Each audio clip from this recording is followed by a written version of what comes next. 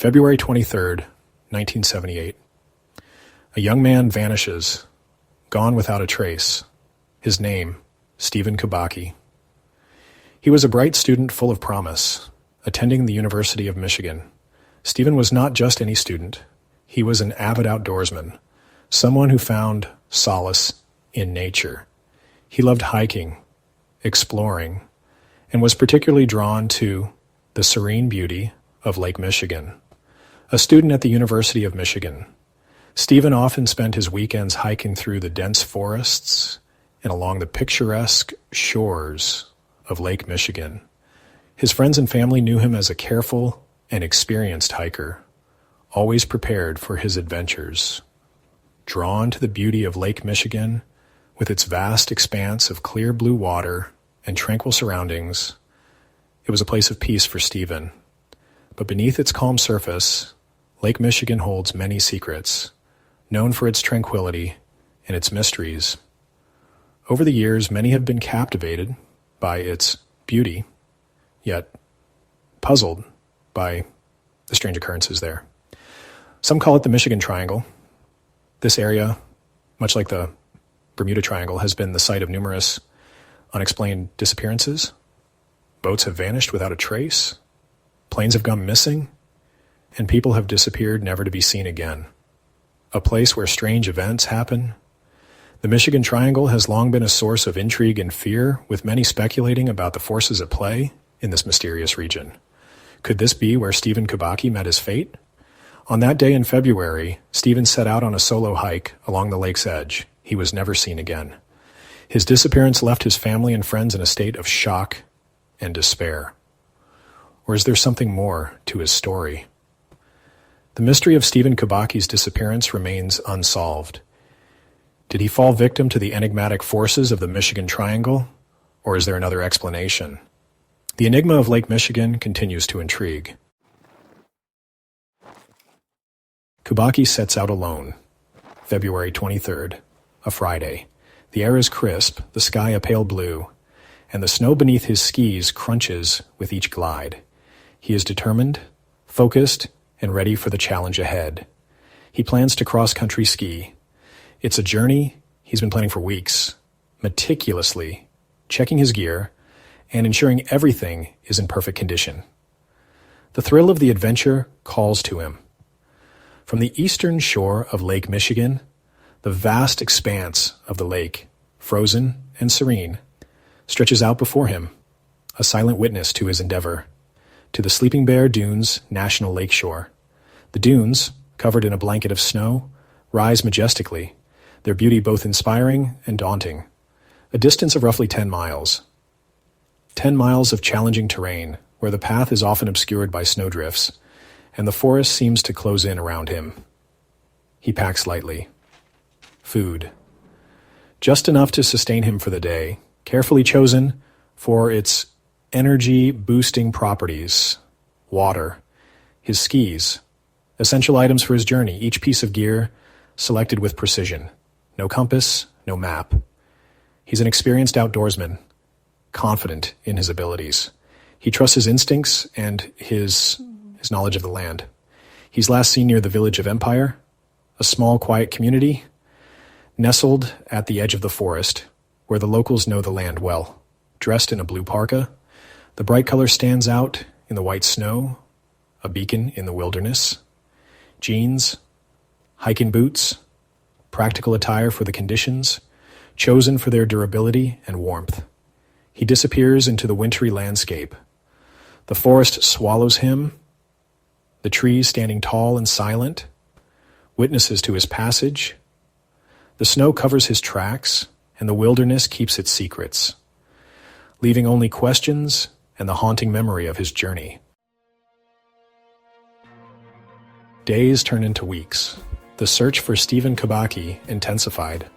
Search parties comb the area, helicopters scour the shoreline, divers plunge into the icy depths. But there's no sign of him, no tracks in the snow, no abandoned equipment, no clues. Did he fall through the ice? Was he the victim of an accident?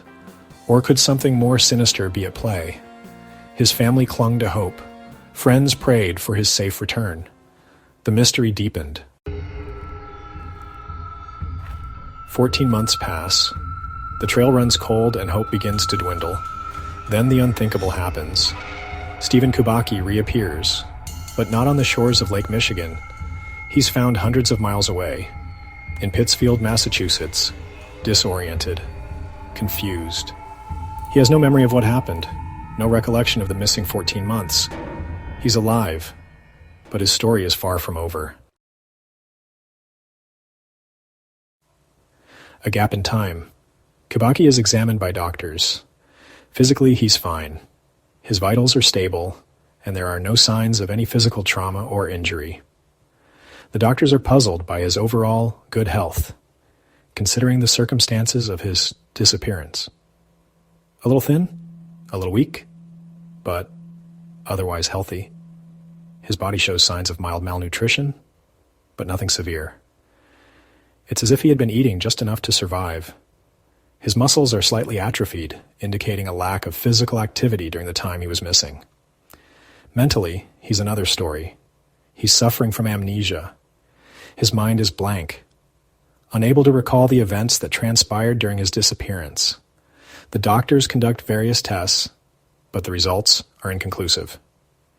They can't determine the cause of his memory loss, unable to recall anything from the moment he vanished to the moment he reappeared. His last memory is of setting out on his skiing trip. Everything after that is a void.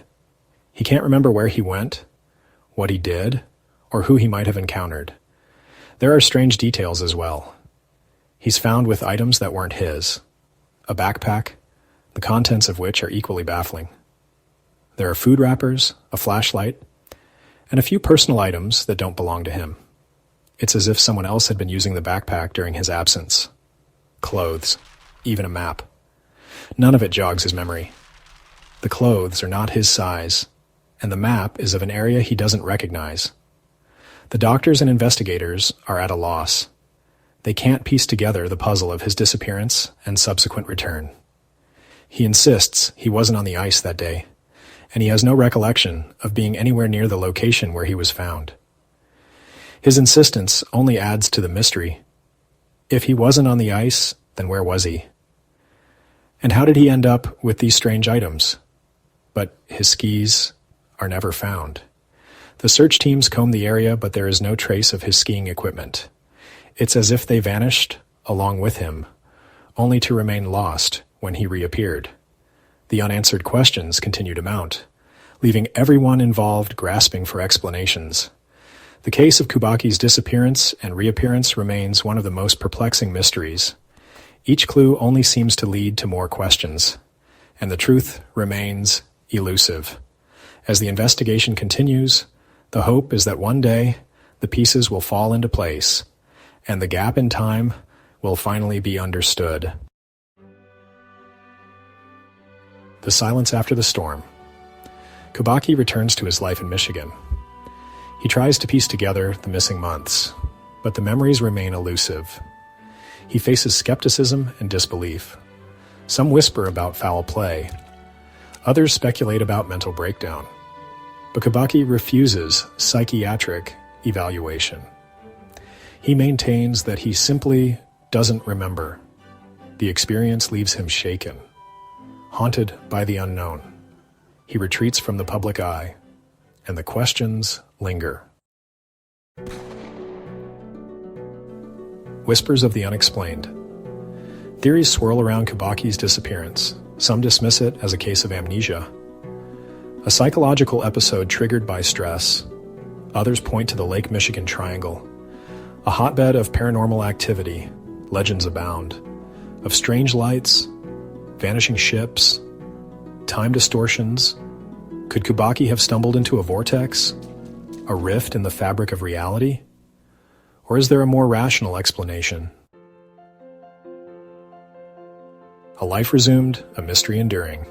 Years pass. Kubacki rebuilds his life. He graduates from the University of Michigan. He becomes a lawyer. He even writes a book, a memoir about his experience. But he avoids the topic of his disappearance. He offers no new insights, no further explanations. The mystery remains unsolved. The truth beneath the surface? Some believe Kubacki knows more than he lets on. That he's hiding something or protecting someone. Or perhaps he's afraid of what he might remember. The truth, whatever it may be, remains locked away in the recesses of his mind. The unanswered questions linger. The case of Stevenkubacki continues to fascinate to this day. It's a reminder of the mysteries that still exist in our world. Did he stage his disappearance? Was he a victim of a rare phenomenon? Or is there another explanation? We may never know for sure. Thank you for watching.